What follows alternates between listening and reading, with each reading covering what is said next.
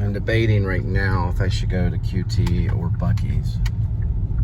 Buc-ee's is pretty cool though.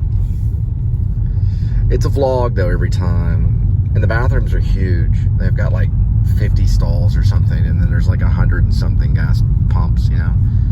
It might be quicker just to go into a QT. After all, QT is Quick Trip, you know. QT is Quick Trip. Yeah. Okay. Here's something right here called BIL, Black Tie Lick Oil. No, we're not worry about that. Not going on that one.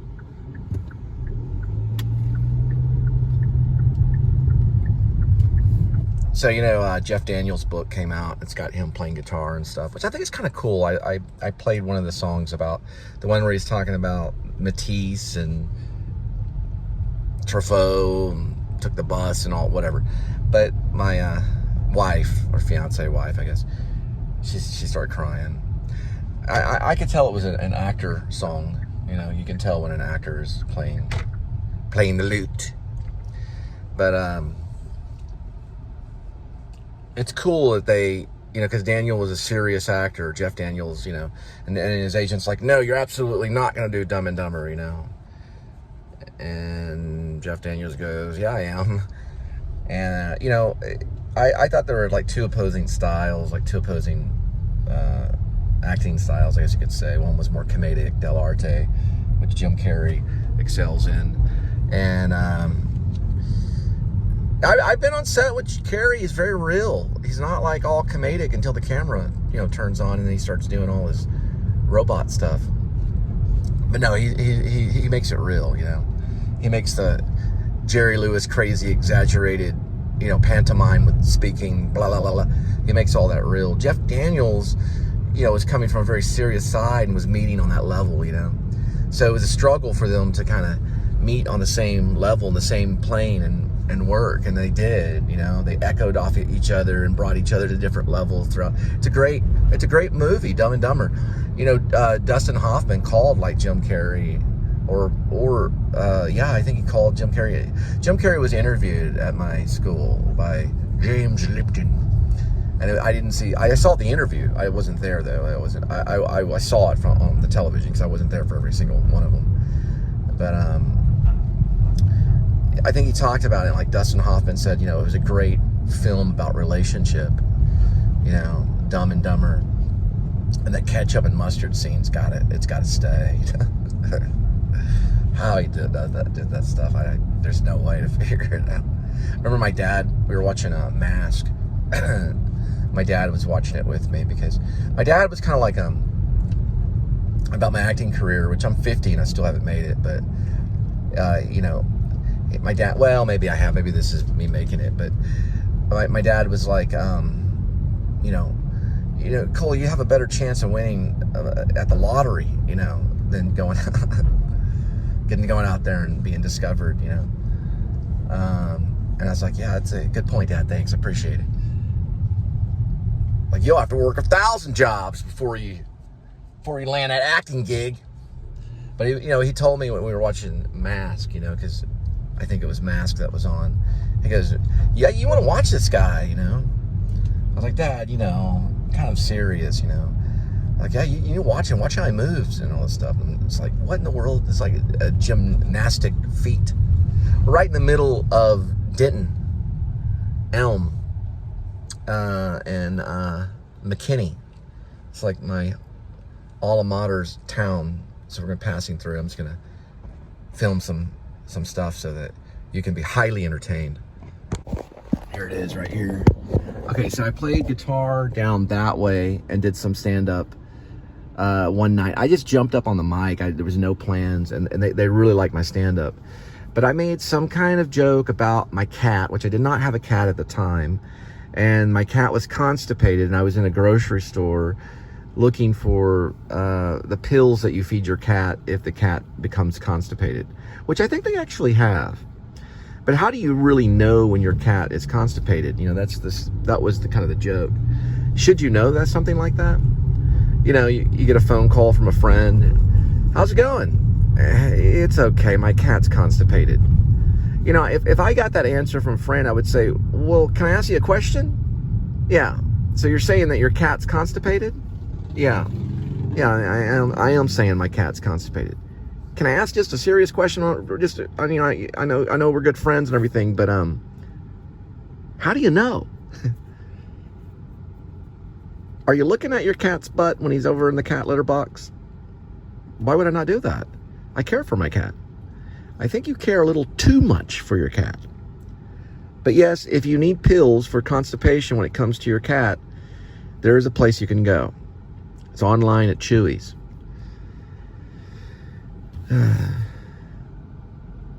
Anyway, yeah, I did something like that, but it was me in the grocery store aisle asking where the constipation pills for my cat was or something. Everyone just started laughing. I just was riffing, you know, just trying to be funny. I also played some guitar. I'd really strum super fast, like Metallica style fast. Had songs about lesbians. It was wonderful. No one really knew it was about a lesbian, but I think the song started off with, what I've heard, you can't bang through the walls, are too noisy and too obscene. And what you are to me is a Johnny joking lesbo queen. So you want your money back? Yeah, your back scratching dream. Yeah, you're beep, beep, clean and your homo body lean and go sell it somewhere else, my friend. So it was like this girl I was dating was bi or something. So I was kind of, it was I call it the fight song. She was into Annie DeFranco or something like that. But that was just in college, you know.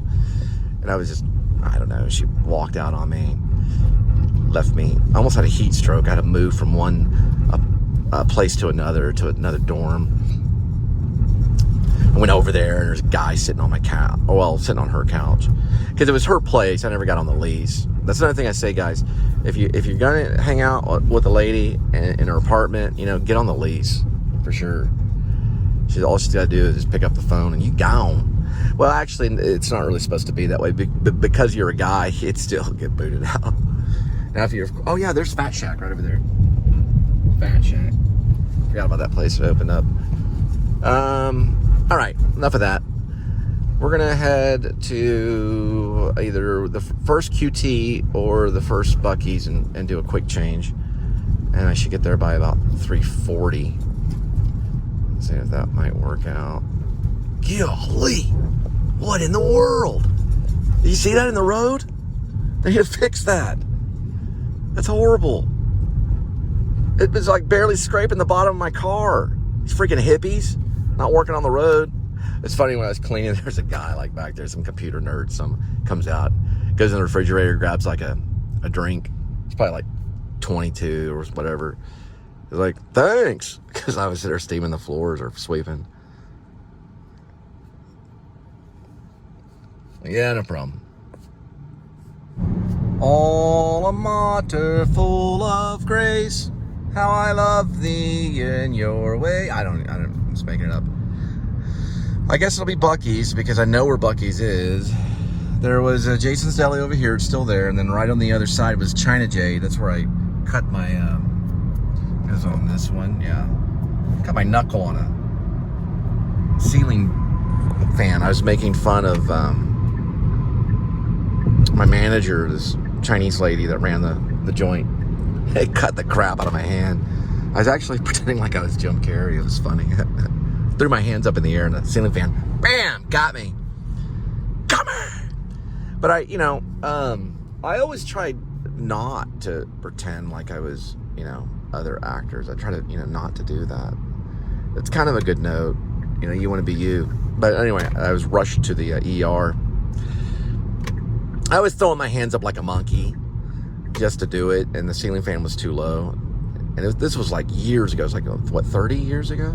No, it wasn't 30. 30 years. No. It was 23, maybe 22 years ago. No, it was about 23 years ago, or 24 years ago. You remember those things, It was pretty bad. I had to get a dish towel, put it over my hand, said, look, I'm going to have to be taken to the hospital. So the delivery driver guy took me to the ER. It wasn't too bad. It was like 6 or 7 good stitches or something. And I had to wear this special thing on my hand. Even the cook went, "Hey, Cole, hello." You know, every single cook in there was Spanish. I always hurt myself around Spanish people. I broke my ankle at 15. It was a truck of immigrants that drove me to the ER. You know, Linda and I were talking about immigrants last night. I'm gonna go this way. I'm at Buc-ee's. I'm kind of mixed on the thing, you know. As long as, I guess, they're working, they love God, what difference does it make? That's what my mom was telling me, you know. It doesn't matter, the borders and all that stuff.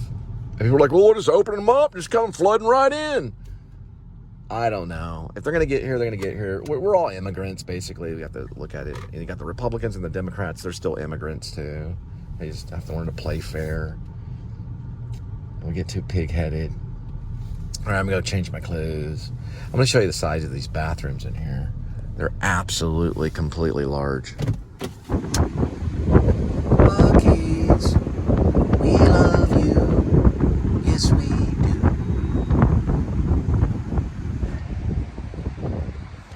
So they've got like 100 pumps. Gas station pumps. Something like that. 90 of them or something. I don't see the statue of Buc-ee outside, though. Cigarette ashtray. Small bags are $1.25 and the large ones are $2.25.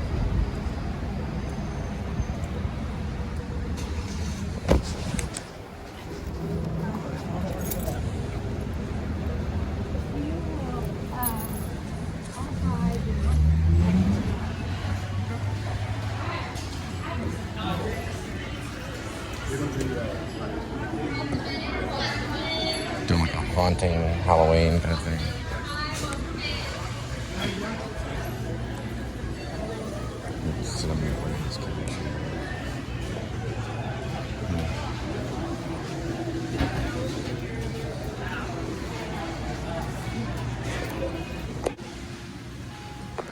Because like with the Buc-ee's, yes, I mean they're huge bathrooms. Change. These are all in use right here for maintenance, I guess. So I change right here. Here's some of their artwork. They always show it at the bathrooms, even in the artist right here. $2.39. Not too bad. I like this. It looks like oil, maybe. It's a local artist. It's actually pretty good. Yeah, I like this one too with the map on the back called Buck Map. The female artist, Patty Pendergast. It's a pretty good one too.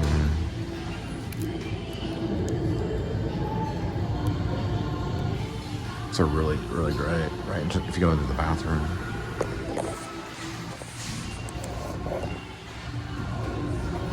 Not a price either.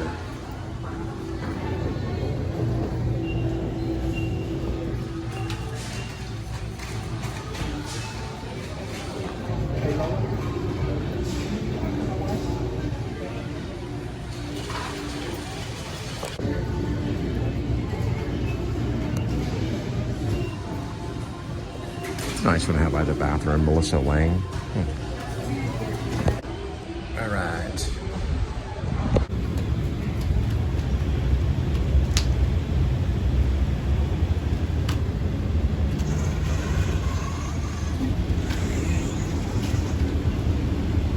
Alright, so I got to change. Now we're gonna head to DFW. And then oh man, jamming this in the middle of the day. Makes me want to think. Buc-ee birds. Always plenty of birds at Buc-ee's. That's what I've noticed. There's a lot of dropped corn stuff, maybe, you know, like bread stuff drops out of stuff, you know. Birds. Take advantage of it. Oh yeah, he's got like a good one right there. There he goes. He's a lead bird right now. Got a little piece of bread.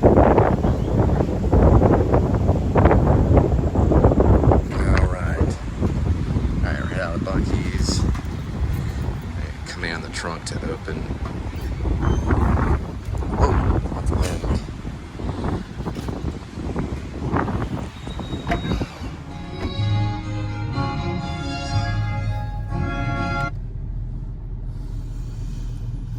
The purchase of the works, car wash while fueling. That's over there. That's the only car wash Buc-ee's that they have. I haven't seen it or checked it out or anything. It's way over that way. But they advertise it when you go in right here. So you can get a car wash at Buc-ee's. Pretty cool.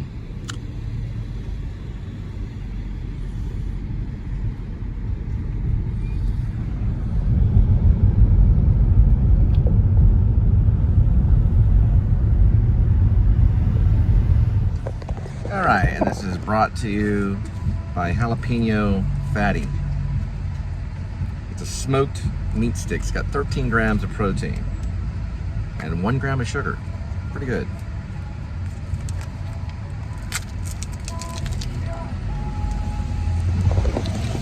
How bad? I don't know if you guys know, but Pete Gooch is a genius. When I had the camera on the other, you know, on the smartphone to get that little documentary that they have on about Hip Pocket Theater, he goes, "What are you doing? Sketching?" You know, like sketching a scene, and it actually kind of is sketching. He's aware of the vlog. You know, he's aware that people have vlogs. This is Louisville. That's the thing about Pete is he's highly aware of things and can figure things out like pretty quick. I think he used to be a copywriter. He would write copy, but I don't know. You know, he whatever he did, he was able to also write a play about Ed Wood and do it at Hip Pocket Theater. Yeah, I hit a button and it turned off. And I was gonna say, like Pete Gooch, he came up with the idea to do the play at Hip Pocket Theater about Ed Wood like 2 years before he even heard that Tim Burton was going to release the film. And so it was just a big coincidence, you know. It was craziness. It could have been the other way around. I mean, Tim Burton could have heard that he was working on an Ed Wood piece. I don't know why Ed Wood all of a sudden became popular. Now he's known as this genius, mad genius, cult classic filmmaker. I have seen a few of his like films, and they're very strange and weird. They're not anything kind of like the comic kind of, you know, atmosphere that Johnny Depp and Tim Burton and even Pete Gooch presented. You know, I think he's far more creepy. I don't know. I only saw a little segment where these surgeons are turning this man into a woman. It's like the nightmare, a complete nightmare. And back then, right after World War II, why would you even consider that kind of film? And another thing, a church was behind backing the money for Plan 9 Outer Space, and I didn't like the original title. I forgot what it was. I thought it sounded too ghostly. The whole thing's absurd, but yet he was there in Hollywood, you know, shooting movies for a while, for a big piece of time, you know. Cut, perfect, print, you know, that kind of thing, you know. I don't know. It's a great little story, though. It's a great little story. And Pete said there was some book or something called the Turkey Awards, and so the turkey was given out as the Turkey Award is the worst filmmaker of all time, Ed Wood. You know, he must have read that somewhere. It was published in some kind of book or something. I don't know. There's so much information about the guy. You can see all his films on YouTube. They're very strange, very strange. I think what I'm trying to say is I think he's on the strange level like David Lynch kind of strange, you know? If David Lynch took on Ed Wood, it would be very weird because all of a sudden there'd be this slow zoom shot in the front garden of these ants crawling around on, you know, these false teeth or something. Don't know what David Lynch, of course David Lynch wouldn't take it, you know? He'd say no. He never took any of the commercial stuff. The only thing really David Lynch took on was that was commercial was, of course, Dune, because that was a book Oh yeah, and Wild at Heart was a little bit commercial. I mean, maybe I'm wrong about some of this stuff, but usually Lynch doesn't take on the popular thing where everybody's like wanting to secretly do, like Ed Wood, for example, or like Star Wars 3, which was Revenge of the Jedi, which is known as Return of the Jedi. Which that would have been great if David Lynch would have taken Return of the Jedi, also known as Revenge of the Jedi. I always just think that would be so cool, But he said absolutely not, Not if you can't get Final Cut. And there might be some truth to that. What's the purpose? Could you imagine like making a painting and then having to hand over the painting to a bunch of other artists to kind of dress it up and change it a little bit? That would make the artist kind of mad, That's why Lynch says Final Cut only.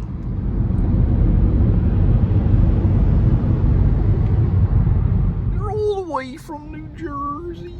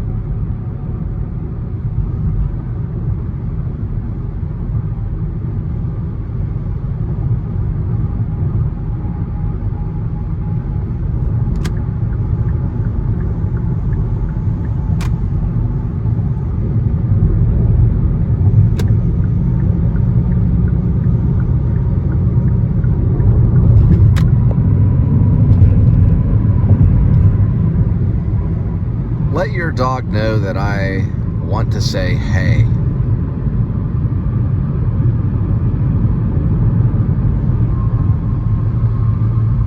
Hey.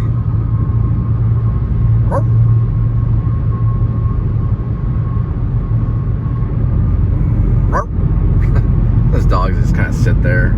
All of a sudden there's like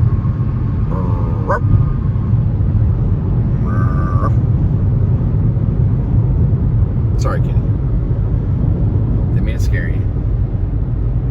It's really all right. Going under a bridge. Let's turn her body around. There we go. Now we can see it. Imagine this isn't put in a museum casing.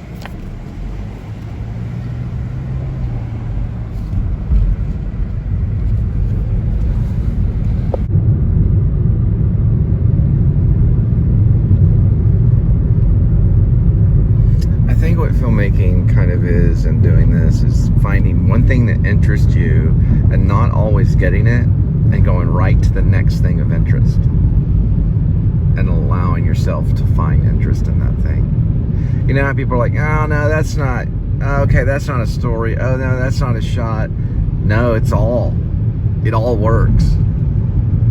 It's about you. It's not necessarily about what, you know, what's going to be aesthetically pleasing. Or look, there's Skylink there.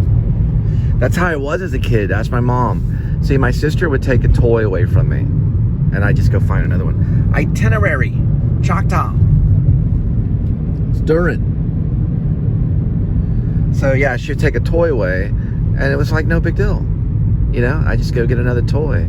I found that other toy, you know, just as interesting as the first toy. People get biased, you know, Pee Wee Herman, you know, wanting his bicycle only. Well, you know, Pee Wee would have been probably an interesting filmmaker, you know, but it would have been a lot about his bike, and that's okay. And it was. I don't know if he really liked a bike. I don't know. I don't think he did. I think it was pretend. But he had to give up a whole lot before he could get to that Pee Wee's Big Adventure. He's not around anymore. I don't know. Maybe it is about discretion. I'm sure it is. I don't know. Yeah. And there's the American Eagles. Man, if I could have done this stuff in my 20s, I would have been so clam happy. Just we didn't have iMovie and YouTube when I was in my 20s. These people nowadays, my gosh, they're lucky. I just been right in heaven. I just been like, whoa, this is the best ever. I was sitting around watching David Letterman stuff, putting stuff on my Sony video camera, you know, little mini VHS Sony mini camera. You know, like, who's gonna pick this stuff up? I just sitting in a box.